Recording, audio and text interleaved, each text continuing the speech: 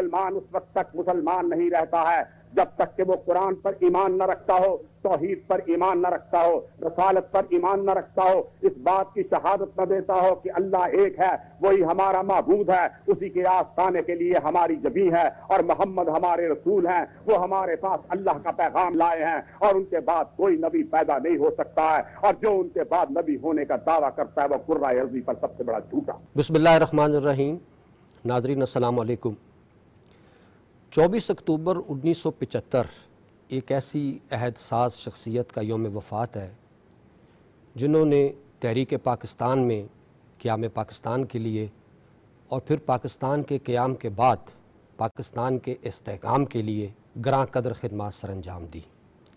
सहाफ़त, अदब, सियासत, तीनों शोबों में इस शख्सियत ने अपनी खिदमत के अनमिट नकूश छोड़े।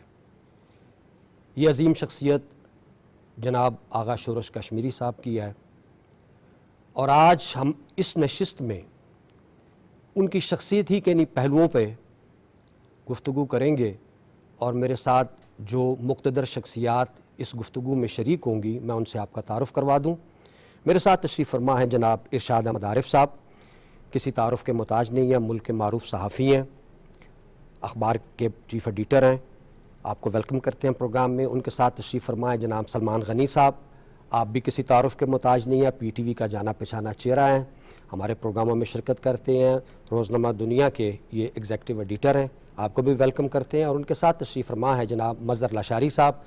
मज़हर लाशारी साहब कालम निगार हैं, मुख्तलिफ़ इन्होंने मौज़ूआत पर किताबें तहरीर की और बहुत मद्दाह हैं, बड़ी कहते हैं मेरी उनके साथ आगा साहब के साथ वाबस्तगी है, तो हमने इन्हें बुलाया आज के प्रोग्राम में, आप तशरीफ़ लाएँ और उन पर हम बात करेंगे आपसे। सबसे पहले बातचीत का आगाज़ हम इरशाद आरिफ साहब आपसे करते हैं। दो मैंने उनकी शख्सियत के हवाले से बात की तो दो हिस्से उनमें हैं उनके, एक तहरीक पाकिस्तान का ज़माना है और तहरीक पाकिस्तान के ज़माने में अगर हम चले जाएँ तो हम देखते हैं कि मौलाना ज़फ़र अली ख़ान के ज़ेर साया, ज़ेर सरपरस्ती आपकी सियासी ज़िंदगी का सफ़र शुरू होता है। हम जानना चाहेंगे कि उस वक्त हालात क्या थे, क्या चैलेंजेस थे, क्या मसाइल थे जनूबी एशिया के मुसलमानों के, और क्या रोल प्ले किया आगा शोरश कश्मीरी ने उनकी मिली और सियासी बेदारी में। मतलब शोरश कश्मीरी हमारे तारीख़ के उन शख्सियात में हैं जिनमें अरबी में एक लफ्ज़ है मजमुल बहरैन, हर फ़न मौला जिसको कहते हैं। सियासत में, सहाफ़त में, शायरी में, उर्दू अदब और नसर में उनका एक मकाम है। सियासत में वो 18 साल की उम्र में गिरफ़्तार होने वाले ग़ालिबन पहले मुसलमान रहनुमा होंगे। 12 साल पहले सियासत है उनकी, पाकिस्तान बनने से पहले की, उसमें से 10 साल वो जेल में रहे और ये सिलसिला सियासत की वजह से और सहाफ़त की वजह से और शायरी की वजह से पाकिस्तान बनने के बाद भी जारी रहता है। उन्होंने शायरी की और ज़्यादातर सियासी शायरी की और आज तक उनका ज़िंदा कलाम ये बताता है कि जो लोग कहते हैं कि सियासी शायरी ज़िंदा नहीं रहती, वो शोरश को पढ़ कर कह सकते हैं कि नहीं, सियासी शायरी ज़िंदा रहती है अगर वो कौमी जज्बात से, कौमी एहसासात से, कौमी मसाइल से हम आहंग हो तो वो ज़िंदा रहती है। अगर वो वक्ती जज्बात का हिस्सा हो तो फिर वो ख़त्म हो सकती है। सहाफ़त में उनका कमाल ये है कि पाकिस्तान बनने के बाद जिन सहाफ़ियों ने, जब मुस्लिम लीग की हुकूमत ने सेफ्टी एक्ट इस मुल्क में नाफिज किया और सहाफ़त पर मुख्तलिफ नौ पाबंदियाँ लगाईं, तो वो उन चंद गिने चुने एडिटर्स में से थे जिन्होंने उनको चैलेंज किया, मुकाबले में आए और फिर जब अयूब ख़ान का मार्शल लॉ लगता है तो वो मार्शल लॉ के मुकाबले में खड़े होने वाले सियासी और सहाफ़ती रहनुमाओं ने सर फहरिस्त थे। और उनकी अगर आप किताब मौत से वापसी पढ़ें या उनकी पसे दीवार ज़िंदा पढ़ें, बूए गुल नाला दिल दूध चिराग महफिल जो उनकी एक लिहाज से सवाने उम्री है, वो पढ़ें तो पता चलता है कि किन किन मुश्किलात से उनको सामना करना पड़ा। आज़ादी की तहरीक में, हिंदुस्तान की आज़ादी की तहरीक में उनका हिस्सा है, भरपूर हिस्सा है। कामयाब हिस्सा। अच्छा इरशाद साहब, आप ही की बात के हवाले से मैं सलमान गनी साहब आपके पास आऊँगा। जैसे अभी बताया इरशाद आरिफ साहब ने कि 1947 जब पाकिस्तान बनता है तो उस वक्त आपकी उम्र तकरीबन 30 साल है। उस 30 सालों में 10 साल आप जेल में रहे। मजलिस-ए-एहरार के प्लेटफार्म से आपने सारी जो भी उनकी देखते हैं मोबिलाइजेशन है वहाँ से होती है।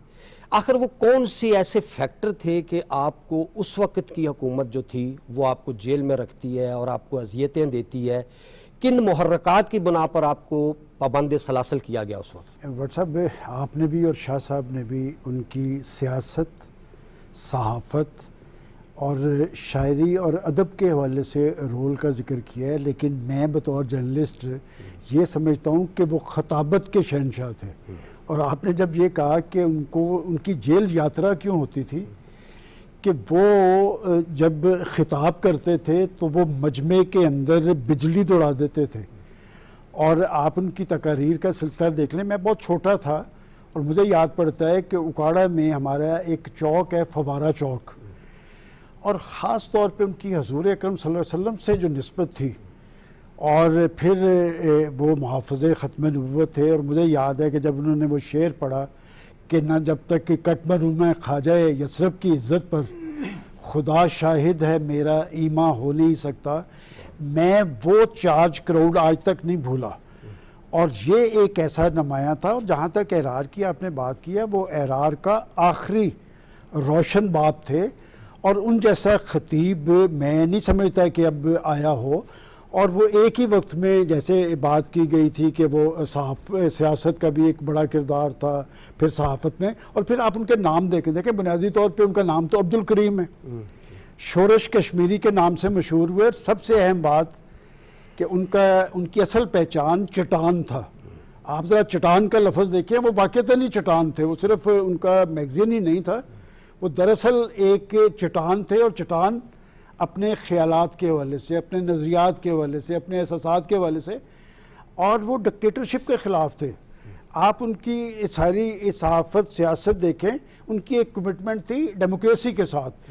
अयूब ख़ान की आमरीत के अंदर आप 10 साल कहते हैं, मेरे ख्याल में 12.5 साल वो जेल में रहे। और मुझे याद पड़ता है कि एक दफ़ा उनकी अहलिया मोहतरमा और उनके बच्चे कराची उन्हें जेल में मिलने के लिए गए और उन्होंने उनको 2 पैगामात दिए। एक तो हजूर अकरम सल्लल्लाहु अलैहि वसल्लम से निस्बत की, दूसरा उन्होंने कहा कि पाकिस्तान पे कभी आँच नहीं आने देना, कुछ भी होना पाकिस्तानियत का मुजाहरा करना। और फिर मुझे याद पड़ता है कि उस दौर में जब वो रहा हुए तो कराची से लेकर लाहौर तक हर स्टेशन पे उनका इस्तकबाल हुआ। और गालबन खानपुर के स्टेशन पे उस दौर के एक बहुत बड़े ख़तीब थे, एक आलिम दीन मौलाना अब्दुल हादी, उन्होंने कहा कि शोरश ही है और इसका मुकाबला कोई नहीं कर सका। सबसे अहम बात यह है कि देखिए, बतौर मुसलमान हम जब ये कहते हैं कि दुनिया में आने वाले हर शख्स ने वापस लौट कर जाना है, ये ज़िंदगी का सफ़र है, लेकिन भट्ट साहब गैर मामूली अहमियत और हैसियत के हामिल वो लोग होते हैं जो दुनिया के अंदर अपने नकूश छोड़ जाते हैं। और शोरश कश्मीरी के नकूश आज भी आप देख लें, सहाफ़त में भी नज़र आएंगे, सियासत में भी नज़र आएंगे, अदब में भी नज़र आएंगे। उनकी शायरी, जिस तरह हम कहते हैं ना हज़रत इकबाल नौजवानों के शायर थे, इस तरह आप शोरश कश्मीरी की शायरी के अंदर भी एक जज्बा था, एक वलवला था, एक कमिटमेंट थी, एक वाबस्तगी थी। तो मैं समझता हूँ कि आज जिस सूरत हाल के अंदर पाकिस्तान है, इस तरह के लोगों को पढ़ा जाना चाहिए और हमारी नई नस्ल को, जिस तरह हज़रत इकबाल की तरफ हमें वापस जाना चाहिए, इस तरह आज के नौजवानों को और ख़ास तौर पे सहाफ़ियों को शोरश कश्मीरी से रहनुमाई लेनी चाहिए कि शोरश कश्मीरी के आप ख़यालात, नज़रियात कौमों के अंदर एक जज्बा पैदा करते हैं, एक वलवला पैदा करते हैं। और आज हमें जिस वलवले और जज्बे की ज़रूरत है पाकिस्तान को, पाकिस्तानियत के हवाले से, तो मेरा ख्याल अगर शोरश की तरफ लौटा जाए तो पाकिस्तान की नौजवान नस्ल को पाकिस्तानियत के साथ भी हम मांग किया जा सकता है। और ख़ास तौर पर पाकिस्तान की बका और सलामती में जिस तरह पाकिस्तान की फ़ौज का एक रोल है, इस तरह की पाकिस्तान की नौजवान नस्ल जो 60% है, कि उनके अंदर भी एक जज्बा और वलवला पैदा करके पाकिस्तान को हमेशा के लिए नाकाबिले तस्खीर बनाया जा सकता है। बहुत अच्छे। अच्छा मज़हर लशारी साहब, अभी जिस तरह गुफ्तगू की सलमान गनी साहब ने, 2 जो उनकी शख्सियत के नुमाया पहलू हैं वो हैं उनकी इस्लाम के साथ वाबस्तगी और पाकिस्तान के साथ वाबस्तगी। आप हमें बताएं कि आप उसको किस तरीके से देखते हैं, कि किस तरीके से हम उन्हें इस्लाम और पाकिस्तान के काज के लिए जद्दोजहद करते हुए देखते हैं, क्या उनका बेसिक कंट्रीब्यूशन आपको नज़र आता है? जी बिस्मिल्लाहिर्रहमानिर्रहीम। शुक्रिया भट्ट साहब। ज़माना बड़े शौक़ से सुन रहा था, हम ही सो गए दास्तां कहते कहते। हज़रत आगा शोरश काश्मीरी रहमतुल्लाह ताला ने 3 शख्सियात का खलापुर किए रखा। बाबा सहाफ़त मौलाना ज़फ़र अली ख़ान, अमीर शरीयत सैयद अताउल्लाह शाह बुखारी रहमतुल्लाह ताला और मौलाना अबुल कलाम आज़ाद। ये तीनों इस्लाम के और सियासत के शाहसवार थे, नज़रिया अपनी जगह पर। लेकिन मैं जब तक ना कट मरूँ ख्वाजा यसरब की इज़्ज़त पर, खुदा शाहिद है कामिल मेरा दीमा हो नहीं सकता। ये मौलाना ज़फ़र अली ख़ान के अशार हैं। और ज़माना बड़े शौक़ से सुन रहा था। वो मुजाहिद ख़त्म नबूवत था, हजूर सल्लल्लाहु अलैहि वसल्लम का वो सच्चा आशिक था, उसके लिए वो कट मरना जानता था। मुझे मौलाना अब्दुल अजीज़ तौसी साहब हैं हमारे इलाके के, उन्होंने एक ख्वाब सुनाया कि मैंने खुद, उन्होंने कहा जी ख्वाब में देखा कि शोरश काश्मीरी साहब बहुत खूबसूरत बाग के अंदर एक खैमे के अंदर आराम फरमा रहे हैं। तो मैंने पूछा हज़रत आप इधर हैं, और हज़रत अमीर शरीयत और मौलाना मोहम्मद अली जलंधरी, एहसान अहमद शुजाबादी, ये मजलिस अरहार के और ख़त्म नबूवत के अजीम मुजाहिद थे, वो कहाँ हैं? तो हज़रत ने, शोरे साहब ने फरमाया वो तो बाला खानों में रहते हैं, अल्लाह ने मुझे ये मकाम अता किया है। और जहाँ तक उस बंदे की दलेरी का ताल्लुक़ है, मौलाना दाऊद गज़नवी जो अहले हदीस मकतब फ़िक्र के बहुत बड़े आलिम दीन थे, उनका जलसा था मोची दरवाज़े में। तो हज़रत स्टेज पर जब आए तो किसी ने आकर आपको पर्ची दी, वो यानी सीरत कॉन्फ्रेंस थी हजूर सल्लल्लाहु अलैहि वसल्लम के बारे में। तो उन्होंने कहा पर्ची को देखा, उन्होंने कहा मैं पहले आका दो जहाँ सल्लल्लाहु अलैहि वसल्लम की बारगाह में गुलाह अकीदत पेश कर लूँ, फिर उसके बाद मैं जवाब देता हूँ। तो जब तकरीर का अख्ताम होने लगा, एक IG थे, वो नवाब ऑफ कालाबाग के बड़े लाडले थे, दुनिया उन्हें असगर हलाकू कहती है, और उनका असल नाम कुर्बान अली खान था, जिन पर ये कुर्बान लाइन भी है, बड़ा दबदबे वाला। तो उन्होंने वहीं से कहा कि हलाकू याद रखना, वो माँ ने अभी तक बच्चा नहीं जना पुलिस अफसर जो शोरश को स्टेज से गिरफ्तार करे। मैं हजूर सल्लल्लाहु अलैहि वसल्लम का एक अदना सा सिपाही हूँ। तो जो शोरश को अल्लाह ताला ने इश्क रसूल दिया था, इस्लाम की मोहब्बत दी थी, जीदारी दी थी, दलेरी दी थी, आज के हमारे सहाफ़ियों के लिए वो मशले रहा है। नाज़रीन, हमारी गुफ्तगू का सिलसिला जारी है। इस वक्त हम एक मुख्तसर सी ब्रेक लेते हैं और ब्रेक के बाद अपनी गुफ्तगू के सिलसिले को जारी रखेंगे।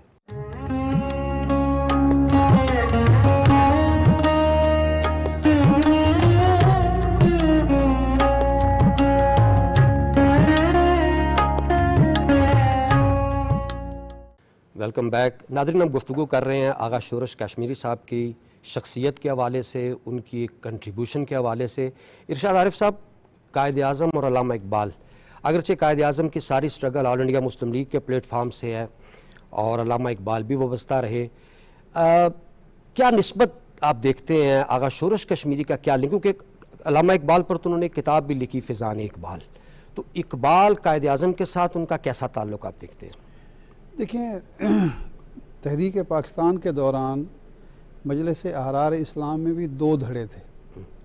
एक वो था जो जमीयत उलमाए हिंद से वाबस्ता था और कांग्रेस का हमनवा था, लेकिन चौधरी अफजल हक मरहूम जो थे वो इस बात के ख़िलाफ़ थे। वो ये कहते थे कि ये तहरीक पाकिस्तान जो है वो अवाम की तहरीक है, अवाम के जज्बात व एहसासात का नारा पाकिस्तान की शक्ल में मुतशक्ल हो रहा है, तो हमें इस मामले में कांग्रेस का साथ देना नहीं चाहिए। और उन्हीं में आगा शोरश भी शामिल थे, जो उस वक्त भी इस बात के हक़ में नहीं थे कि मजलिस अहरार इस्लाम जमीयत उलमाए हिंद कांग्रेस का साथ दें। इसलिए कायद आज़म से उनकी वाबस्तगी थी। उनकी अगर तहरीरें आप पढ़ें तो कायद आज़म की ईमानदारी, दानिशमंदी, उनका जो फरासत है, बसीरत है, जहानत है, वो मुसलसल उनको खराज तहसीन पेश करते हैं। इकबाल के बारे में तो वो इकबाल ही को अपना मुर्शिद करार देते थे। इकबाली मुजरिम भी उनकी एक किताब है, और इकबालियात शोरश भी उनकी है।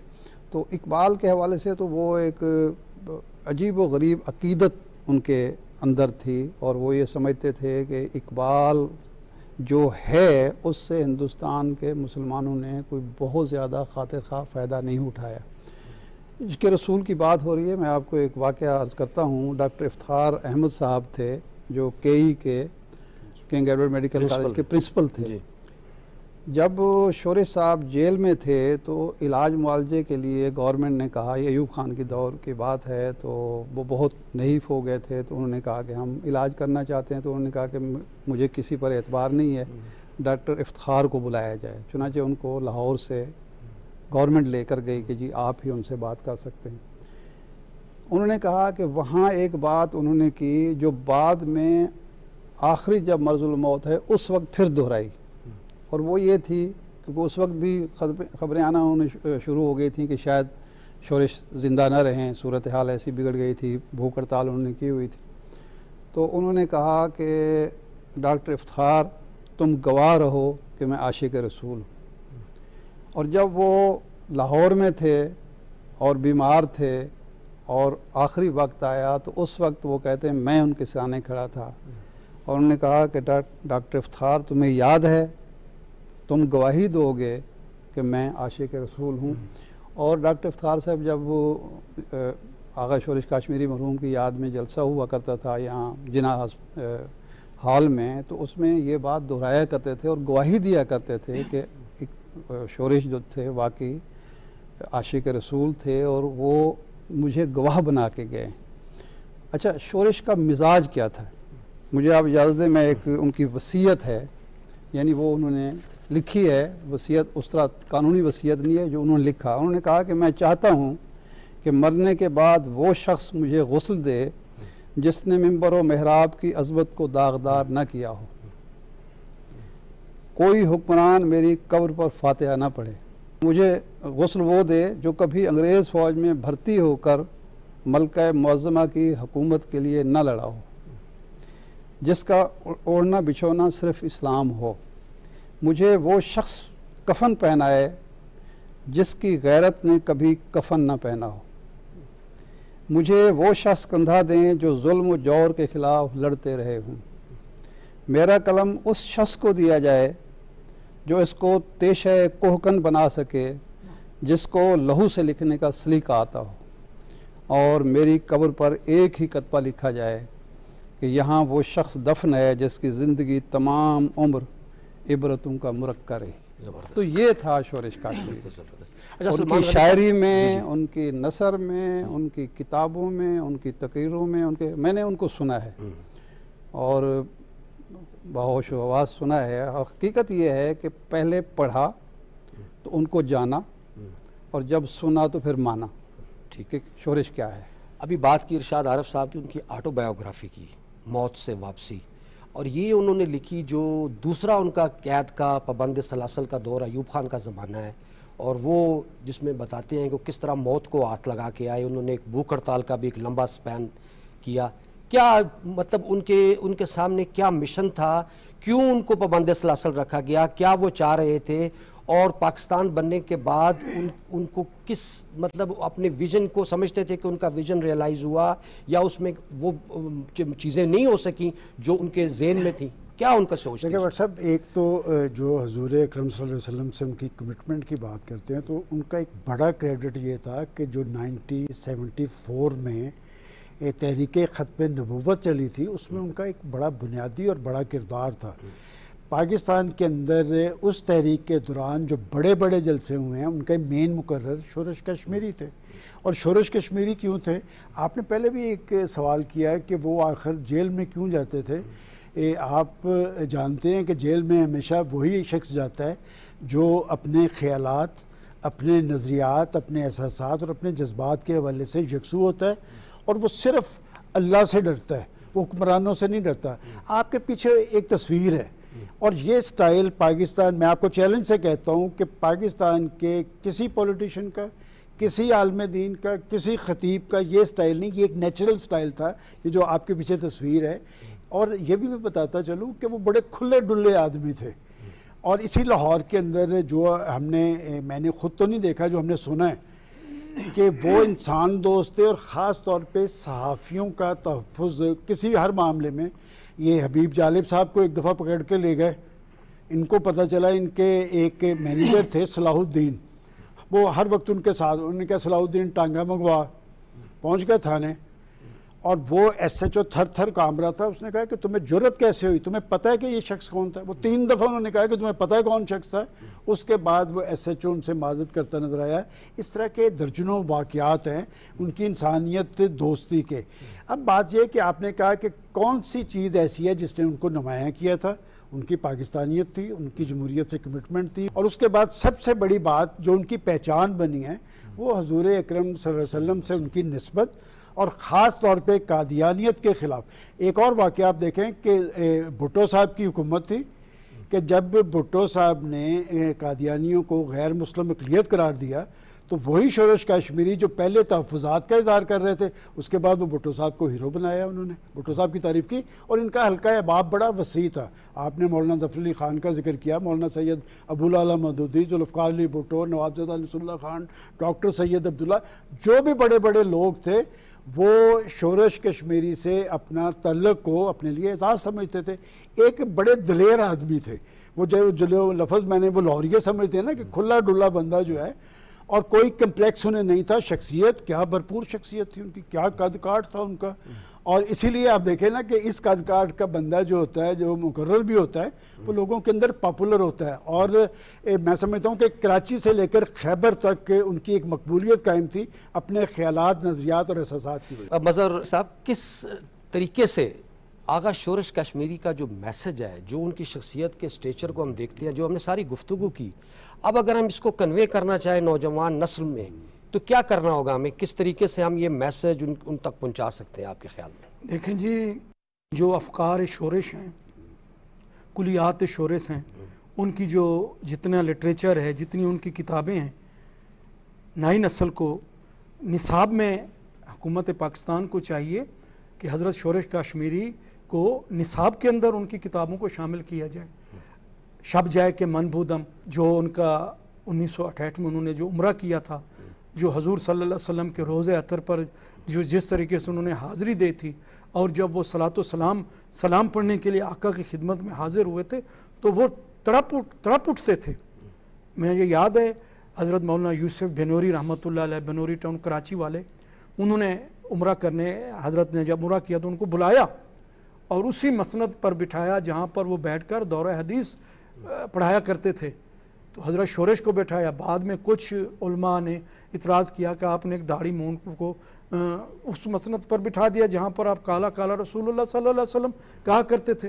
तो हज़रत यूसुफ बेनूरी रहमतुल्लाह ताला ने रोते हुए कहा कि मैं हज़ारों दाढ़ी वाले एक शोरश पे मैं कुर्बान कर दूँ, एक शोरश पे। उलमा कराम के अंदर उनके ये देखें जो उनकी अज़मत थी माशाअल्लाह, यानी इतना बड़ा। तो नई नस्ल को यही पैगाम है हमारा भी, जैसे सुलेमान गनी साहब और सैयद इरशाद अहमद आरिफ साहब जैसे जय्यद हमारे, हम इन्हीं से सहाफ़त सीखते हैं। तो नई नस्ल को चाहिए कि वो शोरश को पढ़ें। मैं एक किताब नई शुरू कर रहा हूँ, नगीने लोग, तो उसमें हज़रत शोरश के मैं ऐसे गोशे उसमें लिख रहा हूँ जो इंशाअल्लाह ताला हमारे नौजवानों को भी पसंद आएंगे। तो शोरश तो एक था ना, हज़रत अमीर शरीयत ने कहा था कि अल्लाह, जैसे तूने अपने मोहम्मद करीम सल्लल्लाहु अलैहि वसल्लम को, उन्होंने कहा था उमर इब्न ख़त्ताब मेरी मुराद है, तो अमीर शरीयत ने भी कहा था अल्लाह शोरश मेरी मुराद है, मैंने इसे दुआओं से लिया है। 1929 में मजलिस एहरार की बुनियाद रखी गई। और जैसे शाह साहब फरमा रहे थे, चौधरी अफजल हक साहब तो पहले फौत हो गए थे ना, बानी तो वो थे। तो शोरश जो है, मिसले शोरश जियो मिसले शोरश रहो, मुशीर काज़मी ने कहा था। और हज़रत ने ख़ुद कहा था मरने से कुछ दिन कबल कि हमारे बाद कहाँ ये वफा के हंगामे, कौन कहाँ से हमारा जवाब लाएगा। बहुत शुक्रिया जी। जो शोरश थे वो ज़िंदगी भर जमहूरियत के लिए, जमहूरी कदरों के लिए, शहरी आज़ादियों के लिए, आज़ादी सहाफ़त के लिए लड़ते रहे। और इसीलिए वो जो किया करते थे मरण व्रत कहना चाहिए या भूख हड़ताल किया करते थे, आज भी अगर शोरश होते तो वो आज़ादी सहाफ़त के लिए लड़ रहे होते, शहरी आज़ादियों के लिए लड़ रहे होते, आइन के लिए और जमहूरियत के लिए लड़ रहे होते। शोरश कश्मीरी की इस सब कुछ मौजूद है। देखें, हज़रत इकबाल और शोरश कश्मीरी, आज आपकी नई नस्ल 60% है। अगर इन दोनों से एक की शायरी और एक के ख़यालात अगर आप सिर्फ नई नस्ल को पढ़ा दें तो ये मैं समझता हूँ पाकिस्तान की असल और ताकत और क़ुव्वत है। और अगर आप अपनी नई नस्ल पे एतमाद करें, आज तक नई नस्ल पे एतमाद नहीं किया, एक दफ़ा करके देख लें, इंशाअल्लाह मकासद पाकिस्तान की तकमील भी होगी और पाकिस्तान जो है बामे तरक्की पर भी पहुंचेगा। सलमान गनी साहब, एक दफ़ा हमने एक सेमिनार किया, मैं जिस कॉलेज का प्रिंसिपल था गवर्नमेंट कॉलेज टाउनशिप में, वहाँ पर इनके साहबजादे को बुलाया, आगा मशहूद शोरश को, और नौजवान नस्ल ने जिस तरीके से सवालात उनसे किए और जितनी क्यूरियोसिटी शो की, उनकी जब खिदमात पर बात की, तो ज़रूरत इस बात की है कि उनके पैगाम को नौजवान नस्ल तक पहुँचाया जाए और इस तरह के प्रोग्राम कॉलेजेस में, तलीमी इदारों में किए जाए। मैं शुक्रिया अदा करता हूँ अपने मेहमानों का, इरशाद आरिफ साहब आपका, सलमान गनी साहब आपका, मज़र लाशारी साहब आपका, आप तशरीफ़ लाए हमारे प्रोग्राम में। नाज़रीन, इसी के साथ हमारे आज के प्रोग्राम का वक्त ख़त्म हुआ। अपने मेज़बान डॉक्टर मोहम्मद एजाज़ भट्ट को लाहौर स्टूडियो से इजाज़त दीजिए। अल्लाह निगहबान। दबदबा हिंद पर बैठा दूंगा, कुफ्र की धज्जियां उड़ा दूंगा, मुल्क की आबरू बढ़ा दूंगा, इस पे औलाद तक लुटा दूंगा, मेरा सब कुछ मेरे वतन का है। मोजिजाना उठान इसकी है, कुदरती इज़्ज़ो-शान इसकी है, दोस्तों आन बान इसकी है, मैं तो क्या मेरी जान इसकी है, मेरा सब कुछ मेरे वतन का है। जो अदू इस ज़मीं पे आएगा, लौट कर फिर कभी न जाएगा, मार खाएगा, सर कटाएगा, मौत मांगेगा, मौत पाएगा, मेरा सब कुछ मेरे वतन का है।